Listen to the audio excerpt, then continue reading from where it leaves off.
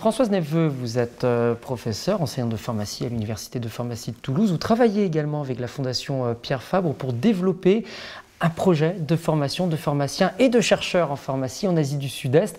Vous travaillez sur quel pays et comment est né ce projet? Alors, nous travaillons sur les 3 pays dits d'Asie du Sud-Est, que sont le Cambodge, le Laos et le Vietnam. Et l'origine de ce projet est une origine humaine, je dirais, dans chacun des pays. Au Cambodge, en fait, c'était des professeurs de l'université de Marseille, M. Odbun, et de l'université de Toulouse, M. Leng et Hakim, qui en fait étaient Khmer d'origine et qui, au moment où l'histoire a permis leur retour dans leur pays, qui ont choisi d'aider leurs collègues enseignants.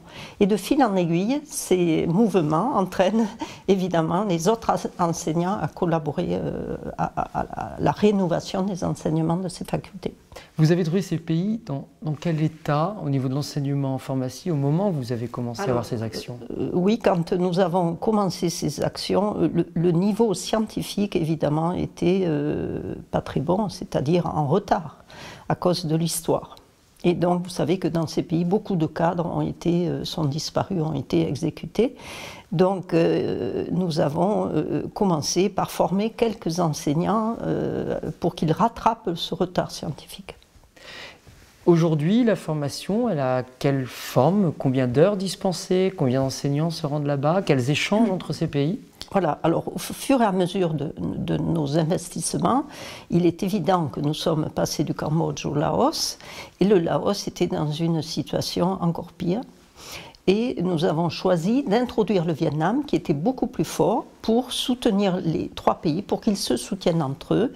Et c'est sous la forme d'un master, qui s'appelle le Master Mekong Pharma, que nous avons choisi finalement d'établir un réseau entre les 3 pays pour qu'ils s'aident entre eux.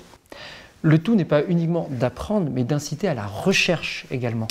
Tout à fait. Alors ceci se fait petit à petit parce qu'on ne peut pas demander à des facultés de se rénover rapidement sur l'enseignement et immédiatement de faire de la recherche. Donc pour entreprendre, de commencer à faire des équipes de recherche, il faut que quelques années passent et c'est maintenant le début de ces collaborations scientifiques. Et nous avons en particulier notre laboratoire qui est dans la faculté de pharmacie de Toulouse, a localisé à Vientiane, au Laos, une équipe de recherche au sein de la faculté de pharmacie. Il y a dans ces pays des traditions de médecine chinoise ou d'influence chinoise entre autres, de pharmacologie aussi qui sont particulières. Comment est-ce que vous gérez justement ces médecines-là au sein de votre master? Est-ce que vous arrivez avec une autre connaissance plus occidentale, et tant pis on oublie les connaissances sur place, ou est-ce que vous les prenez en compte également?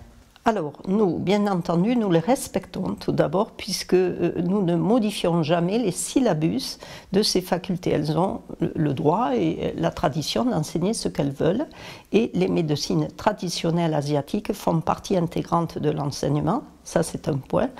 Et par rapport à votre précédente question sur la recherche, le partage des connaissances se fera par cette équipe de recherche qui va étudier si vous voulez, cette pharmacopée traditionnelle et l'apport des plantes ou d'autres éléments de la biodiversité dans la participation à cette médecine. Aujourd'hui, après plusieurs années de coopération, de mise en place de ce système d'enseignement de recherche, qu'est-ce que vous en retenez, vous, à titre personnel, et qu'est-ce que vous renvoient les étudiants de là-bas?